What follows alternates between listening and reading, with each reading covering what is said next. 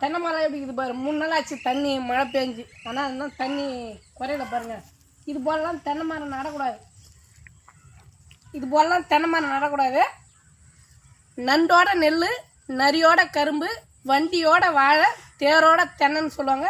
இதில் வந்து 5 கன்று நட்டுக்கிறாங்க. தென்னை கன்று 5 கன்று நடக்கூடாதுங்க. 3 கன்று நடலாம். இந்த வாரம் 3 கன்று நடணும் தென்னை கன்று. ஆனால் எல்லா இடத்துலையும் கன்று நட்டாங்க.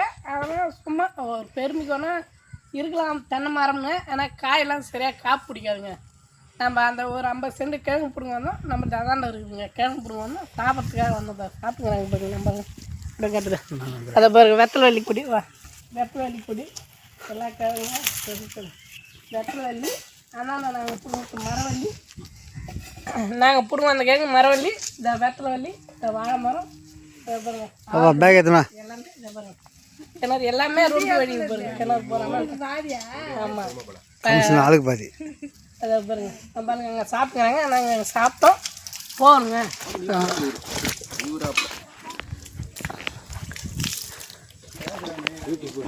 ஆமாம் பாருங்க. எல்லாமே அதுக்கு முன்னாடிலாம் அந்த அளவுலாம் வீடுலாம் இல்லை. இப்போ பாருங்கள் எல்லாம் வீடு சுற்றி வீடாகி போச்சு. அதான் இப்போ பாட்ஷா படத்தில் ரஜினிகாந்த் பாடுற மாதிரி ஊர் பெருசாச்சு, ஜனத்தொகை பெருசாச்சு அப்படின்ற மாதிரி எல்லாமே வீடாகி போச்சு. நிலம் பூரா மனை போட்டாச்சு, மனை பூரா வீடு கட்டியாச்சு, வீடு பூரா இந்த ஆளுங்களாகி போச்சு. இதை பாருங்க. இது வெத்தலை கொடி, அவரை கொடி, வாழை மரம். நாங்கள் அந்தாண்ட இருக்கிறாங்க பாருங்க. நம்மளுக்கு மரவள்ளி கேளுங்க. அதை அங்கே போய் பிடுங்கணுங்க. நாங்கள் இது போல் விவசாயம் சார்ந்த, அதாவது விவசாயத்தோட இயற்கையோடு இணைந்து வாழும் விவசாயத்துக்கு ஒன்றும் கிடைக்கலங்க. அதே போல் விவசாயிங்களும் சரிவர பயிர் வைக்க மாட்டேங்கிறாங்க. ஒரு பயிர் ஒருத்தன் சம்பாதிச்சிட்டானா அதே பயிர் எல்லோரும் வைக்கிறாங்க. அப்படி வைக்கக்கூடாது. மாற்று பயிர் வைக்கணும். அவங்க இன்றைக்கி வெண்டைக்காய் வைக்கிறாங்கன்னா நம்ம கத்திரிக்காய், அவங்க முள்ளங்கி நடுறாங்களா நம்ம வேறு ஏதோ ஒரு பயிர். அது போல் கரும்பு. எல்லாருமே மரவள்ளியில் 10 ரூபா சம்பாதிச்சிட்டாங்க. எல்லாருமே மரவள்ளியில் வந்துட்டாங்க. மரவள்ளி இப்போ நஷ்டமாக போகுது. அதே போல் கரும்பு அதே போல் 10 ரூபா சம்பாதிச்சிட்டா அதே போல் கரும்புலையும் 10 ரூபா எல்லோரும் கரும்பு நடுறாங்க. அதனால் நஷ்டமாக போகுது.